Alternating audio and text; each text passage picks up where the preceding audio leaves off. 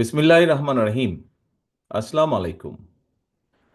বৌদ্ধ সম্প্রদায়ের প্রধান ধর্মীয় উৎসব বৌদ্ধ পূর্ণিমা উপলক্ষে আয়োজিত আজকের এই শুভেচ্ছা বিনিময় অনুষ্ঠানের সম্মানিত সভাপতি জনাব দীপেন দেওয়ান, মঞ্চে উপস্থিত বাংলাদেশ জাতীয়তাবাদী দলের স্থায়ী কমিটির সম্মানিত সদস্য ডক্টর খন্দকার মোশাররফ হোসেন সহ উপস্থিত আরও সম্মানিত স্থায়ী কমিটির সদস্যবৃন্দ, উপস্থিত নেতৃবৃন্দ, উপস্থিত ধর্মীয় নেতৃবৃন্দ এবং আমার সামনে উপস্থিত বৌদ্ধ ধর্মাবলম্বী প্রিয় ভাই ও বোনেরা, আপনাদের সবাইকে জানাই আন্তরিক শুভেচ্ছা।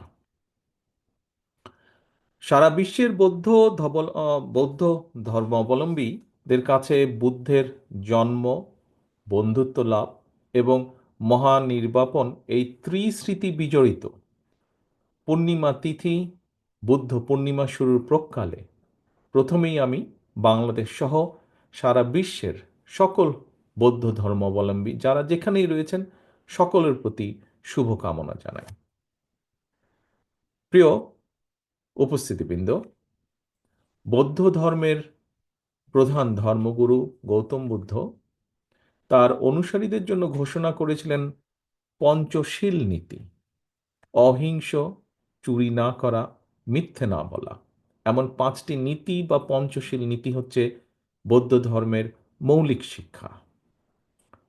এভাবে আমরা যদি দেখি, এভাবে প্রতিটি ধর্মের মানুষের জন্যই নিজ নিজ ধর্মের কিছু মৌলিক বিশ্বাস, নীতিমালা এবং নির্দেশনা রয়েছে। পৃথিবীতে সত্য, ন্যায় এবং মানবিক সমাজ প্রতিষ্ঠা করা হচ্ছে প্রতিটি ধর্মের, প্রতিটি সৎকর্মের মূল লক্ষ্য। সুতরাং একজন নাগরিক হিসাবে, একজন মানুষ হিসাবে, মানবিক মানুষ হিসাবে একটি বৈষম্যহীন গণতান্ত্রিক রাষ্ট্র এবং সমাজ বাস্তবায়নের জন্য সক্রিয় ভূমিকা রাখা আমাদের প্রত্যেকের নৈতিক দায়িত্ব। প্রিয় উপস্থিতিবৃন্দ, সব ধর্মের, সব মতের মানুষ আমরা যাতে সবাই একসঙ্গে মিলেমিশে একটি গণতান্ত্রিক রাষ্ট্র ও সরকার প্রতিষ্ঠা করতে পারি, এজন্যই রাষ্ট্র ও রাজনীতিতে গণতন্ত্র, গণতান্ত্রিক রীতি পদ্ধতির চর্চা এবং বাস্তবায়ন প্রয়োজন। কারণ দল, মত, ধর্ম, বর্ণ নির্বিশেষে সকল মানুষের নিরাপদ সহাবস্থান যদি নিশ্চিত করতে হয়, তাহলে একটি নিরাপদ মানবিক রাষ্ট্র ও সমাজ প্রতিষ্ঠার জন্য বিশ্বে এখন পর্যন্ত গণতন্ত্রই একমাত্র উত্তম বিকল্প।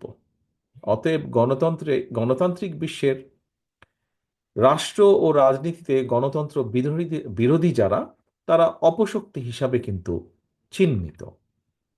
প্রিয় উপস্থিতিবৃন্দ, মানুষের গণতান্ত্রিক রাজনৈতিক অধিকার কেড়ে নিয়ে বাংলাদেশে বিগত ১.৫ দশক ধরে যারা অথবা যে দলটি দেশে ফ্যাসিবাদী শাসন শোষণ চালিয়েছিল, বাংলাদেশের গণতান্ত্রিকামী জনগণের কাছে তাদেরকে কিন্তু বাংলাদেশের গণতান্ত্রিকামী জনগণ তাদেরকে অপশক্তি হিসাবে কিন্তু চিহ্নিত করেছে। এর ভিতরে গণতান্ত্রিক রাজনৈতিক চরিত্র হারিয়ে যে দলটি দেশ এবং জনগণ এবং গণতন্ত্রের বিরুদ্ধে অবস্থান নিয়েছিল, দেশের গণতান্ত্রিকামী জনগণ তাদেরকে এরই ভিতরে অপশক্তি হিসেবে চিহ্নিত করেছে।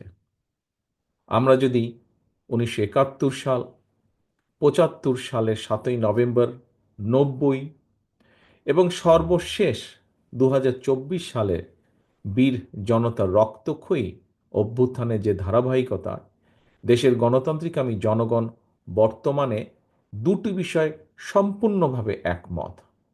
এক, বাংলাদেশকে যাতে আর কেউ ভবিষ্যতে তাবেদার রাষ্ট্রে পরিণত করতে না পারে, এবং দুই, গণতন্ত্র বিরোধী পলাতক তাবেদার অপশক্তি যাতে আর মাথাচাড়া দিয়ে উঠতে না পারে।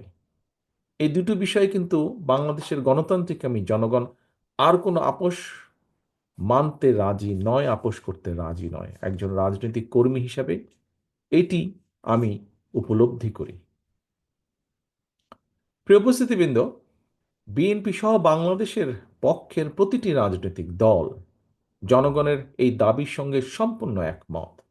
আমাদের বক্তব্য স্পষ্ট। যারা বারবার সংবিধান লঙ্ঘন করেছে, দেশে অবৈধ সংসদ বা সরকার গঠন করেছে, যারা সংবিধান লঙ্ঘনের সঙ্গে জড়িত ছিল, তাদের প্রত্যেকের বিরুদ্ধে আইনগতভাবে ব্যবস্থা নিতে হবে। দেশের জনগণ, সরকার এবং রাজনীতিতে কোনোভাবেই গুম, খুন, অপহরণ, দুর্নীতি, লুটপাট, টাকা পাচারকারী, বর্বর বন্দিশালা আয়নাঘরের প্রতিষ্ঠাতা, পতিত, পলাতক, পরাজিত, অপশক্তির পুনর্বাসন চায় না এই বাংলাদেশের মানুষ। প্রিয় উপস্থিতিবৃন্দ, সম্মানিত নেতৃবৃন্দ, শুরু থেকেই বিএনপি বিভিন্ন সময় বিভিন্ন বিষয় জনগণের অভিপ্রায় এবং রাজনৈতিক দল হিসেবে বিএনপির অবস্থান বর্তমানে যে অন্তর্বর্তীকালীন সরকার তাদেরকে জানিয়েছে, জানিয়ে এসেছে, জানিয়ে যাচ্ছে। কিছু কিছু বিষয়ে সিদ্ধান্ত নেওয়ার ক্ষেত্রে আইনগত এবং রাজনৈতিক প্রক্রিয়া সম্পর্কেও জনসম্মুখে এবং সরকারের কাছে বিএনপির সুস্পষ্টভাবে মতামত তুলে ধরেছে।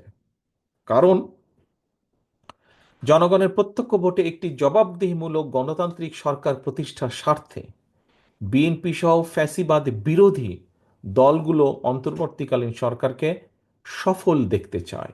বিএনপি এই সরকারকে সফল দেখতে চায়। তবে এখানে একটি কথা রয়ে গেছে, সরকারের কার্যক্রম সম্পর্কে যাতে জনগণের সামনে একটা স্বচ্ছ ধারণা থাকে, এ কারণেই কিন্তু বিএনপি প্রথম থেকেই অন্তর্বর্তীকালীন সরকারের কাছে তাদের একটি কর্ম পরিকল্পনার পথ নকশা ঘোষণার আহ্বান বারবার জানিয়ে আসছে। সরকারের কার্যক্রম সম্পর্কে স্বচ্ছ ধারণা যদি জনমনে থাকে, তাহলে জনমনে কোনো রকমের সংশয়, সন্দেহ কিংবা বিভ্রান্তি সৃষ্টি হওয়ার সুযোগ থাকে না।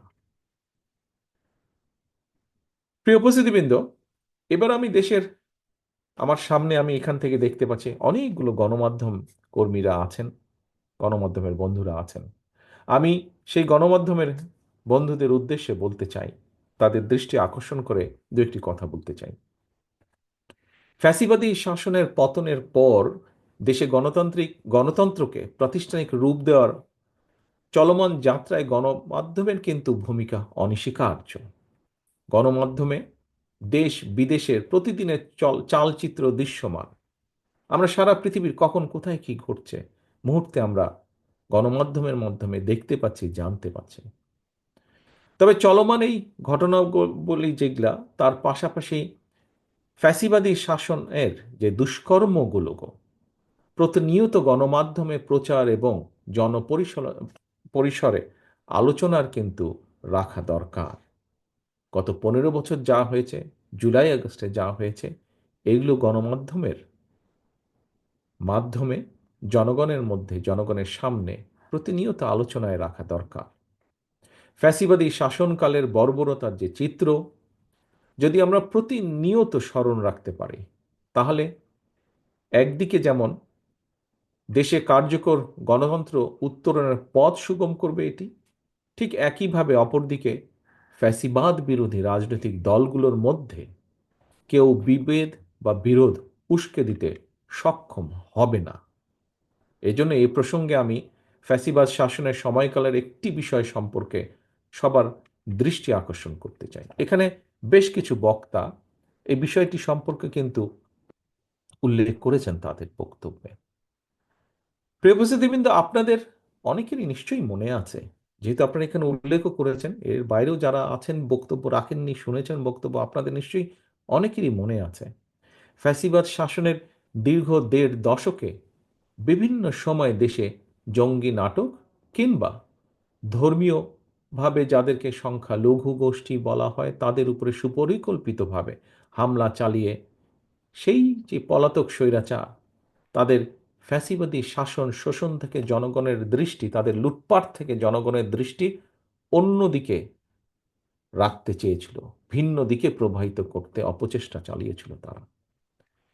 সেই পলাতক স্বৈরাচার তাদের নিজেদের হীন দলীয় রাজনৈতিক স্বার্থ চরিতার্থ করার জন্য দেশের বিভিন্ন ধর্মীয় জনগোষ্ঠীকে দাবার গুটি হিসেবে ব্যবহার করেছে। সেই সময় আমরা দেখেছি গুম, খুন, অপহরণের ভয় অনেকে এ বিষয়ে কিন্তু মুখ খোলার সাহসও করেননি। আজও ঠিক এই কথাটিই কিন্তু অনেকেই তুলে ধরেছেন তাদের বক্তব্যে।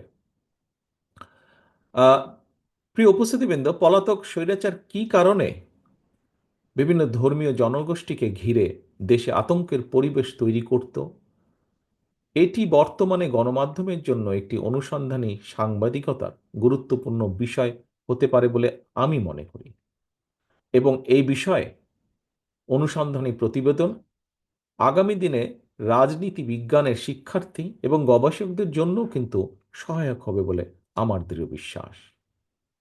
ফ্যাসিবাদের গত দেড় দশকে 2012 সালের সেপ্টেম্বর মাসে কক্সবাজারের রামু, ব্রাহ্মণবাড়িয়ার নাসিরনগর, রংপুর, গাইবান্ধা কিংবা সুনামগঞ্জ সহ দেশের বিভিন্ন স্থানে সংখ্যালঘু ধর্মীয়, যে সংখ্যালঘু যাদেরকে বলা হয় বিভিন্নভাবে, সেই ধর্মীয় জনগোষ্ঠী তাদের বাড়ি ঘর কিংবা উপাসনায় ঘিরে বেশ কিছু অপ্রীতিকর ঘটনা ঘটেছিল।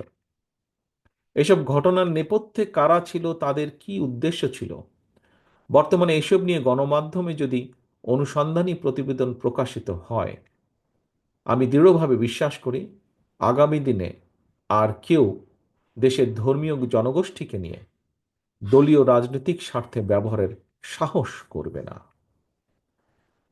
প্রিয় উপস্থিতিবৃন্দ, আগামী দিনে বিএনপি জনগণের রায় ইনশাল্লাহ রাষ্ট্র পরিচালনার সুযোগ পেলে ফ্যাসিবাদী শাসনের দেড় দশকে দেশের বিভিন্ন ধর্মীয় সম্প্রদায়ের সঙ্গে যে অপ্রীতিকর অনাহত ঘটনা ঘটেছে তার নেপথ্য কারণ খুঁজে বের করতে সুশীল সমাজের প্রতিনিধিদের সমন্বয়ে একটি সর্বদলীয়, সর্বধর্মীয় নাগরিক তদন্ত কমিশন গঠন করার পরিকল্পনা করেছে বা রয়েছে আমাদের, যেটি এর আগেও বিভিন্ন সময় আপনাদের সামনে আমি তুলে ধরেছি। আমরা যারা শহীদ জিয়া, দেশনেত্রী খালেদা জিয়ার নেতৃত্বে রাজনীতি করি, আদর্শে রাজনীতি করি, সেই বিএনপি বিশ্বাস করে যে রাষ্ট্র ও সমাজে, যেই রাষ্ট্র এবং সমাজে নারী, শিশু এবং বিভিন্ন ধর্মীয় জনগোষ্ঠীর মানুষ নিরাপদ নয় কিংবা নিরাপদ বোধ করে না, সেটি আর যাই হোক কোনো সভ্য রাষ্ট্র হতে পারে না। প্রিয় বৌদ্ধ ধর্মাবলম্বী প্রিয় ভাই ও বোনেরা, আমি এর আগেও বিভিন্ন ধর্মীয় জনগোষ্ঠীর সঙ্গে মত বিনিময় সভায় বলেছি, সংখ্যালঘু কিংবা সংখ্যাগুরু এটি কোনো পরিচয় না। এই কথাটিও আজকে আপনারা বেশ কয়েকজন বক্তা তাদের বক্তব্যে তুলে ধরেছেন। দল, মত, ধর্ম নির্বিশেষে দেশের প্রতিটি নাগরিকের প্রথম এবং প্রধান গর্বিত পরিচয়টি হচ্ছে আমরা বাংলাদেশী।